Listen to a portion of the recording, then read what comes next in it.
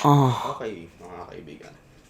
So, ito na nga ang phone na kung saan mas na-hype pa ang mga tao dito kesa sa Tecno Common 20 Pro 5G. Pero of course, yung comparison dalawang phone na to will be uploaded by next week. So this is my full review sa Infinix Note 30 VIP after 1 week. Talagang partial ako sa pagpangalan nila dito with VIP. Ewan ko, para sa akin siguro pag nilagyan ng VIP, yung pangalan ng isang phone, I would think that ito yung pinaka very important phone. Yeah, sorry. So basically, yung pinaka high-end phone ng Infinix, which this isn't really. I mean, it's a good phone, but not very important phone. And performance-wise is pretty similar sila ng Common 20 Pro 5G, which isn't all that surprising. Okay, so just a quick thing na gusto kong sabihin sa simula pa lang ng review na to. I wouldn't really buy these two phones if I was looking to upgrade my current phone. Like, I would still go for a used second-hand flagship phone. Like, value-wise, mas maganda talaga yung mga ganon. Ngayon, kaya ako sinasabi to is mainly because disappointed ako sa gaming performance ng Dimensity 8050. It is a bit of a hot mess and akala ko it's gonna be better here yung parang cooling solution dito ng Infinix pero not so much. But yeah, unang-unang muna nga is yung spec list ng Infinix Note 30 VIP.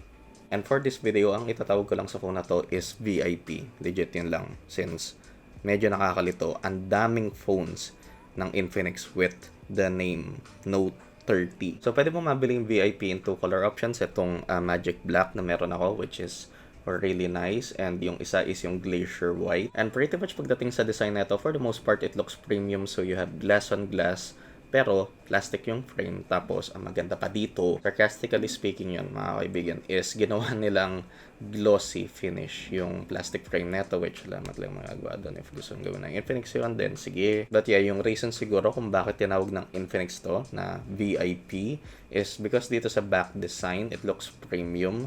Tapos, glass yan again. And we have this like curved finish leading up to the camera modules just like with the Zero 5G. And don't be fooled sa tatlong camera rings niyan thinking na premium cameras yung tatlo na yun. Actually, ito lang, yung 108 megapixel sensor lang, yung premium dito. Isang macro, isang depth, which I'm just gonna ignore these two, obviously. But yeah, pagdating sa design sa likod, that's really nice.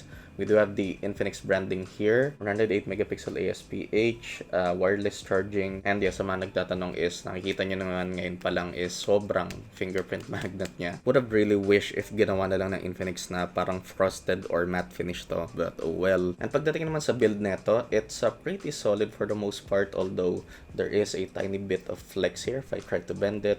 And the same goes on the other side. And pagdating naman sa IP53 certification nito, I feel like itong unit ko has it since we do have a rubber seal around the outer part of the SIM card tray. And sa mga nagtatanong, yes, we do have a micro SD card slot plus 2 nano SIMs. So on the right side of the phone, we do have the power button and the volume rockers, which are nice and clicky. Sa left side nga is yung SIM card tray at the top.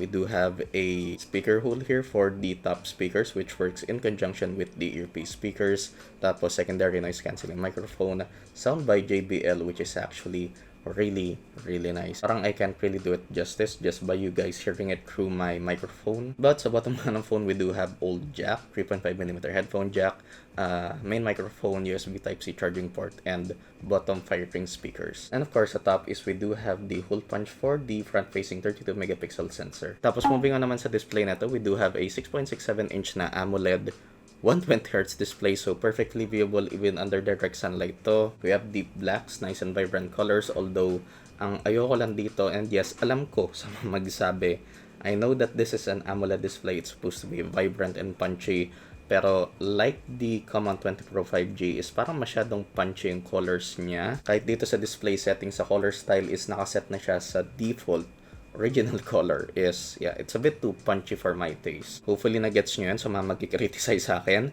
It's just too punchy. And 1080p nga to, so it's nice and sharp and pretty minimal lang yung color shift niya even when viewing off axis. And of course, very isa mood yan. Although, one thing, siguro sabihin ko na to ngayon, when the phone goes below 30 to 20%, is parang automatically nag-enter siya sa isang power saving mode na kung saan babalik niya sa 60Hz yung refresh rate neto. So yun lang, sana binigyan mo lang ako ng Infinix ng option para i-lock sa 120Hz all the time yung display neto, but oh well. And pagdating naman sa cameras neto, again, i-ignore ko na lang yung 2 other sensors niya and focus lang tayo. Sorry. Dito lang tayo sa 108 megapixel sensor. Although this isn't something na nag-focus talaga ang Infinix. Yeah, sorry.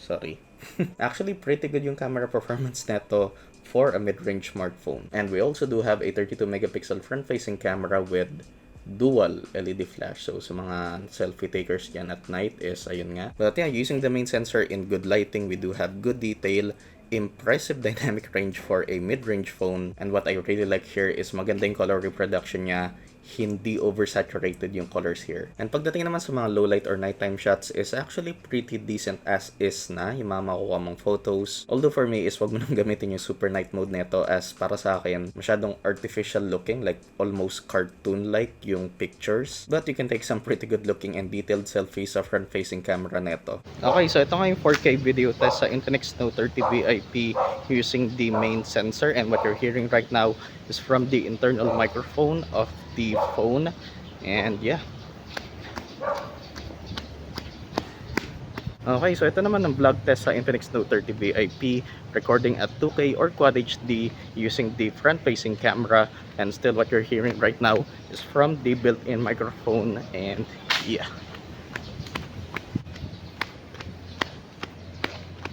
but yeah, pretty impressive yung camera performance dito sa VIP kahit na hindi ito yung focus point ng Infinix, sorry.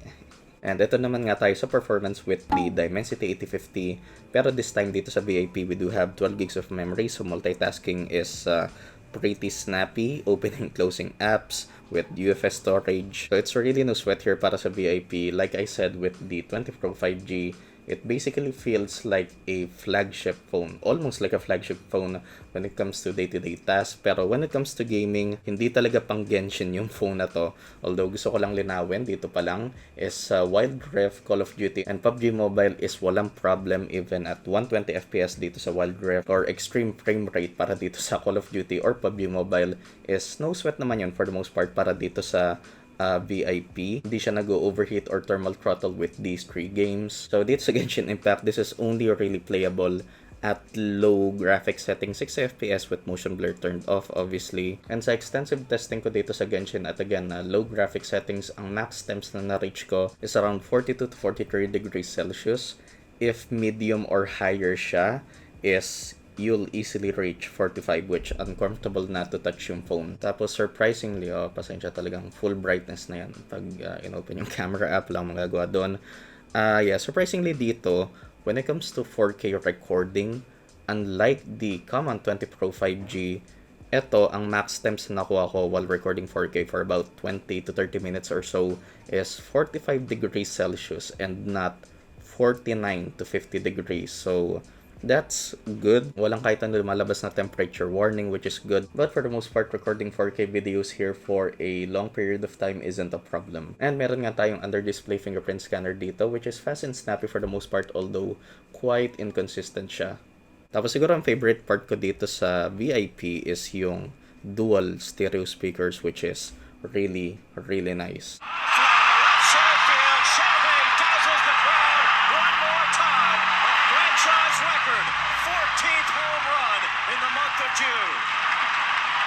And siguro I can confidently say the best sounding stereo speakers I've heard on any mid-range phone. But yeah, to sum up the performance here sa VIP is real snappy performance niya sa day-to-day tasks, although not really made for anything demanding like Genshin to. And of course, baka sa tingin nyo, nakalimutan ko yung bypass charging neto.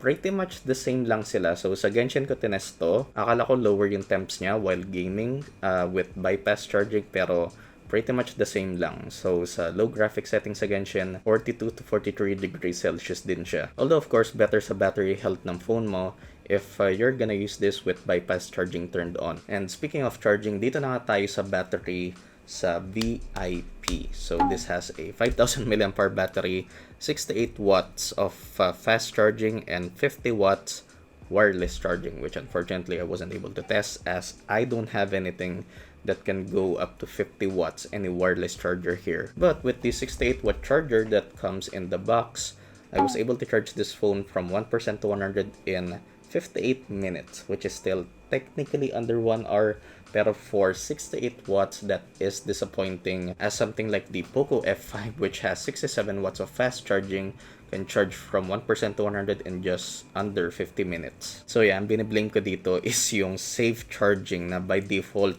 on lagi kahit sa wireless charging dito sa mga Infinix and Tecno phones. And dito naman sa pag-charge with the 15 watt wireless charger that it came with, I was able to charge it from 1% to 100 naman in a little over 2 hours, so about 2 hours 15 minutes. Tapos pagdating naman sa mismong battery life dito sa VIP, it's actually pretty good. So with my medium to heavy use of social media, watching videos, some gaming and picture taking, I was able to easily get 6 hours of screen on time with about 30 to 40% left by the end of the day. It's definitely not the best battery life that I've gotten from a mid-range smartphone, but for a 5000 mAh battery, that's actually pretty solid. And to conclude my review dito sa Infinix Note 30 VIP, it's a really good phone for the price, although it's not something I can recommend to everyone. It is something that I can easily recommend to most people, not sa small population of people na hardcore mobile gamers. This is a phone to the people who want a good build quality, great display, great cameras, a snappy near flagship experience pagdating sa performance neto, and solid battery life na you won't really spend like a fortune to buy this phone. About 14K nga or under $300 US. And yeah, so far after 1 week is yun yung masasabi ko sa Infinix Note 30 VIP. And of course, para sa side-by-side comparison ko neto with the Tecno Common 20 Pro 5G is abangan nyo yan by next week yan. So be subscribed. Of course, leaving a like is the easiest way to support the channel. And of course, turn on notifications para lagi kayong updated sa mga videos ko. Thanks for watching and I'll see you guys in the next one. Peace. Now I'm serving a Tesla. Going back, shawty with me, I stepped up. GTA for the ops and no less stuff. Shawty born to be my angel, yeah, I'm blessed up. Cooking right up in the stew, gotta check the fan. Yeah, I'm watching out for ops, yeah, they know my